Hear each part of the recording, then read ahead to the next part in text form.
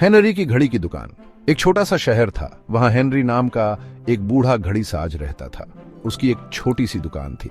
दुकान में तरह तरह की घड़ियां सजी रहती थीं। दीवार पर एक बड़ी घड़ी लगी थी। उसकी टिक टिक पूरे शहर में गूंजती थी।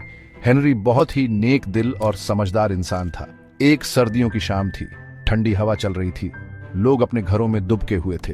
तभी एक छोटा सा लड़का मैक्स हेनरी की दुकान में दाखिल हुआ। मैक्स के हाथ में एक पुरानी घड़ी थी। यह घड़ी उसके दादाजी की थी। टूटी घड़ी। मैक्स ने हेनरी को बताया कि यह घड़ी उसके दादाजी ने उसे दी है, लेकिन यह घड़ी खराब हो गई है। वह चाहता है कि हेनरी उसकी मरम्मत कर दे। हेनरी ने प्यार से मैक्स की बात सुनी। उसने घड़ी को ध्यान से देखा। घड़ी बहुत पुरानी थी। हेनरी ने मैक्स को बताया कि घड़ी की मरम्मत करना आसान नहीं होगा, इसमें समय लगेगा। मैक्स घड़ी की मरम्मत के लिए बहुत उत्सुक था। उसने हेनरी से कहा कि वह इंतजार कर लेगा। समय का जादू। हेनरी ने धीरे धीरे घड़ी को खोला। उसने पुराने औजारों से घड़ी के पुर्जों को साफ किया।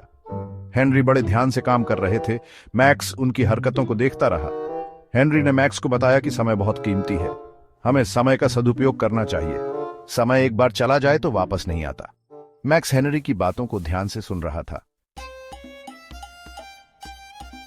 अनमोल सीख। आखिरकार घड़ी की मरम्मत हो गई। हेनरी ने घड़ी को मैक्स को थमा दिया। मैक्स बहुत खुश हुआ।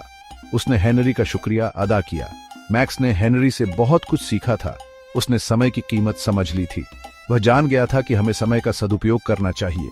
मैक्स हेनरी की दुकान से चला गया। उसके चेहरे पर मुस्कान थी और मन में नई सीख।